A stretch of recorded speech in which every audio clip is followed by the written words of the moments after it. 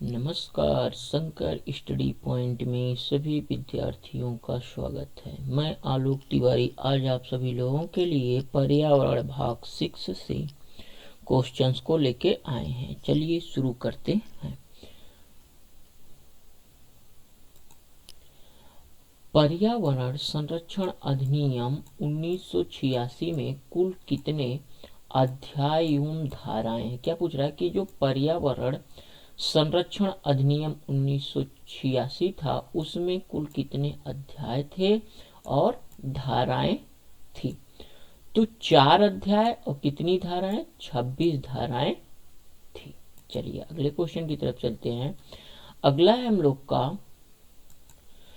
पर्यावरण संरक्षण अधिनियम 1986 की धारा 4A के तहत जिला पर्यावरण संरक्षण अधिकारी होता है। तो कौन होता है? कलेक्टर होते हैं। चलिए अगले क्वेश्चन की तरफ चलते हैं। अगला है हम लोग का दक्षिण भारत में, क्या पूछ रहा है? दक्षिण भारत में एपिको आंदोलन की शुरुआत हुई जिसके प्रणेता कौन है? कौन सा आंदोलन? एपिको आंदोलन जिसके प्रणेता कौन है? तो कौन है? पांडुरंग हेगड़े। चलिए अगले क्वेश्चन की तरफ चलते हैं। अगला हम लोग का एपिको का अर्थ क्या है या क्या अर्थ है? तो पेड़ों का आलिंगन करना ही किसका अर्थ है? एपिको का अर्थ होता है। अगला है भारत में ओजोन परत की सर्वाधिक मोटाई है तो कौन सी है? यहाँ पे दिया गया है ओजोन श्रीनगर। चलिए अगले क्वेश्चन की तरफ चलते हैं। अगला है भारत में ओजोन परत की सबसे कम मोटी परत है तो त्रिवेंद्रम।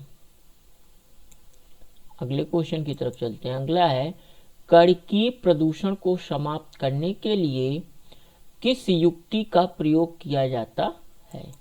कणकीय प्रदूषण को क्या करने के लिए? समाप्त करने के लिए किस युक्ति का प्रयोग किया जाता है? तो gravity settling chamber, fabric filter, cyclone collector, इन सभी का प्रयोग करके हम क्या करते हैं? कणकीय प्रदूषण को समाप्त कर सकते हैं। चलिए अगला है संयुक्त राष्ट्र द्वारा वर्ष 1994 में ग्लोबल एनवायरमेंटल फैसिलिटी GEF गठन किस उद्देश्य से किया गया है? तो ग्रीन हाउस गैसों के उत्सर्जन पर रोक लगाने के लिए वैकल्पिक गैसों को तैयार करने की प्रौद्योगिकी ढूंढने और विभिन्न देशों को मुहैया कराना ही ग्लोबल एनवायरमेंट फैसिलिटी गठन का उद्देश्य किया यही था। ठीक, चलिए अगले क्वेश्चन की तरफ चलते हैं। अगला है वर्तमान में संपूर्ण विश्व में GEF के कितने सदस्य हैं? तो कितने हैं? 164 हैं। चलिए अगले क्वेश्चन की तरफ चलते हैं। अगला है स्टॉक सिटी ऑफ इंडिया किसे कहा जाता है? तो किसे कहा जाता है? कोलकाता को कहा जाता है। अत्यधिक प्रदूषण के कारण स्टॉक सिटी ऑफ इंडिया। चलिए अगले क्वेश्चन की तरफ चलते हैं। अगला है हम लोग का हरित लेखांकन या ग्रीन अकाउंटिंग किसे कहते हैं? तो प्रदूषण एवं पर्यावरण क्षति के आकलन को ध्यान में रखते हुए देश की राष्ट्रीय आय के मापन करना ही हरित लेखांकन और ग्रीन अकाउंटिंग कहते हैं। चलिए अगले की तरफ चलते हैं। अगला है ध्रुवनगर स्मोक सिटी। कौन सी? स्मोक सिटी ध्रुवनगर संयुक्त राज्य अमेरिका के किस नगर को कहा जाता है? तो शिकागो को कहा जाता है। चलिए अगले की तरफ चलते हैं। अगला है हम लोग का ओजोन संरक्षण दिवस कब मनाया जाता है? तो सबको पता है ओजोन संरक्षण दिवस कब मनाया जाता है?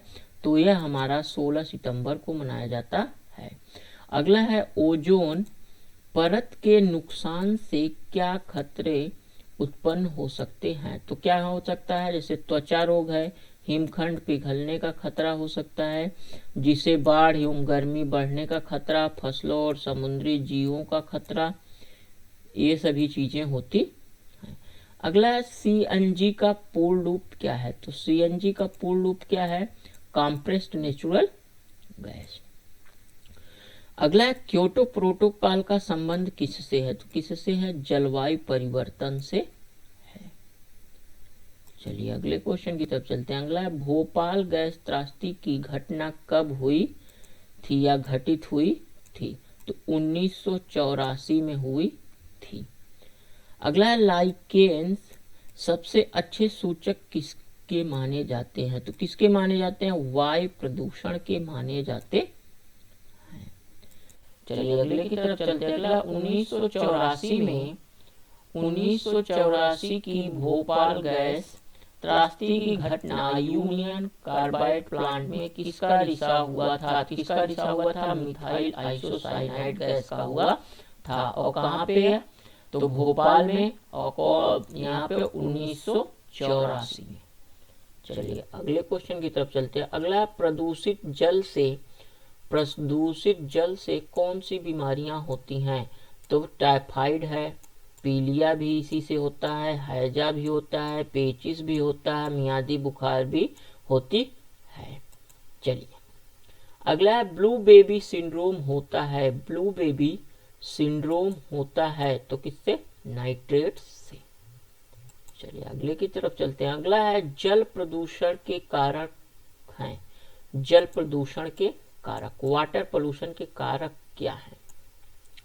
नाभिकीय ऊर्जा अपशिष्ट, कृषि पदार्थ, औद्योगिक अपशिष्ट। तो इसमें सभी के द्वारा है। नाभिकीय ऊर्जा अपशिष्ट, कृषि पदार्थ, औद्योगिक अपशिष्ट, सभी उपरोक्त सभी क्या होगा इसमें? सही होगा। तो सभी के द्वारा जल प्रदूषण होता है इसमें। चलिए अगले की तरफ चलते हैं। अगला है पृथ्वी के उष्मायन से क्या तात्पर्य है? पृथ्वी के उष्मायन से क्या तात्पर्य? तो ग्रीन हाउस गैसों के द्वारा पृथ्वी के तापमान में वृद्धि होना किसके कारण होता है? पृथ्वी के उष्मायन के कारण होता है, या इसका अर्थ तात्पर्य।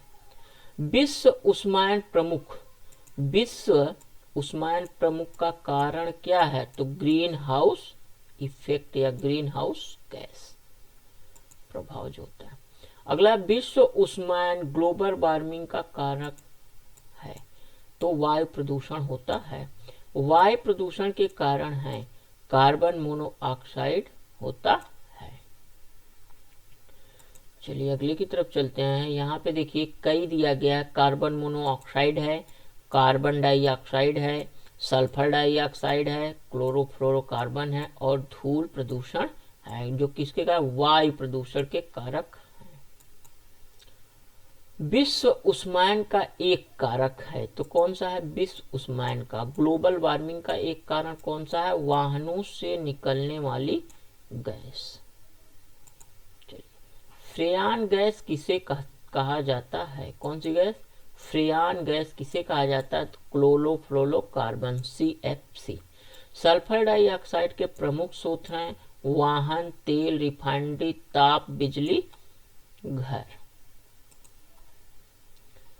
चलिए अगला है हम लोग का ताजमहल के प्रदूषण का मुख्य कारण क्या है? तो क्या कारण है? SO2।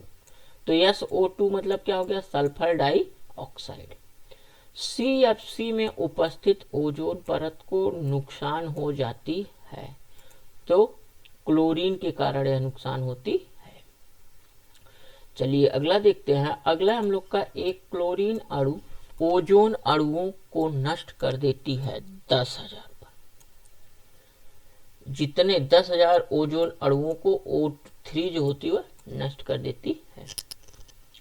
वर्तमान में CFC के स्थान पर किसका उपयोग किया जा रहा है? अर्थात क्लोरोफ्लोरोकार्बन के स्थान पर किसका प्रयोग किया जा रहा है? तो किसका किया जा रहा है? HCFC। देख लीजिए कौन कौन से हैं।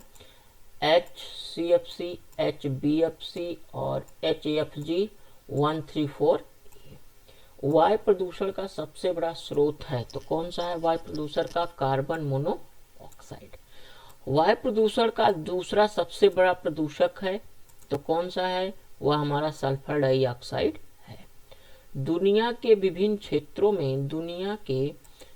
क्षेत्रों में अम्ल वर्षा का मुख्य कारण है, तो कौन है, सल्फर डाइऑक्साइड होता है। चलिए अगला है, वर्तमान समय में पर्यावरण परिवर्तन का सबसे बड़ा कारक है या सबसे बड़ा कारण कौन सा है, तो कारण पूछ रहा है तो कार्बन डाइऑक्साइड।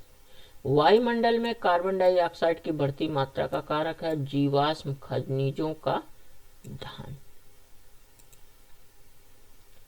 एक और है, तीव्र गति से वनों का विनाश। देख लीजिए, तीव्र गति, यहाँ पे क्या रहेगा, तीव्र गति से वनों का विनाश।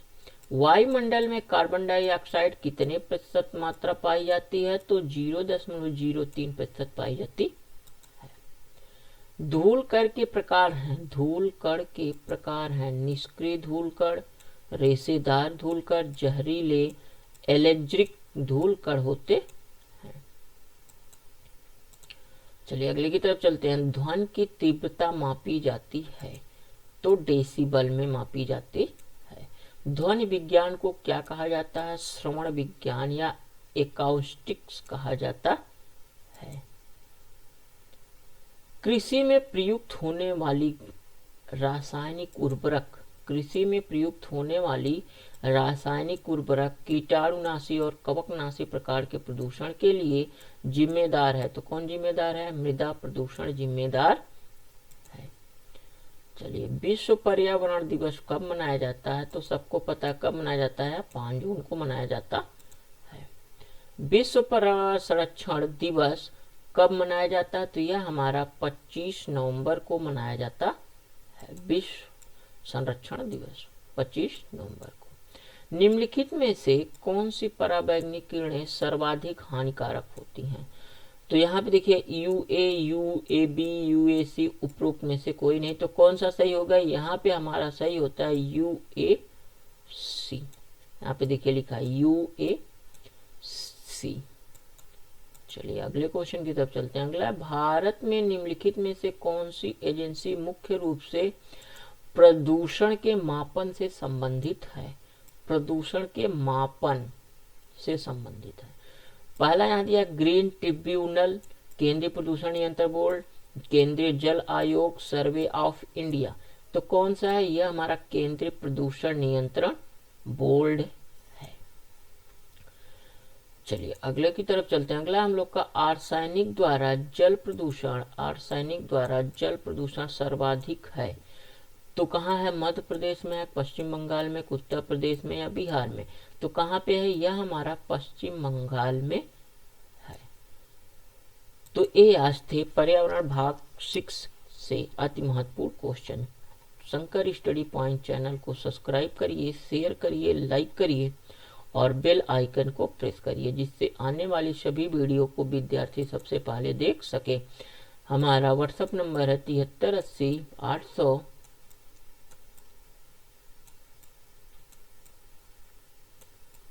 644। टेलीग्राम चैनल है शंकर स्टडी पॉइंट।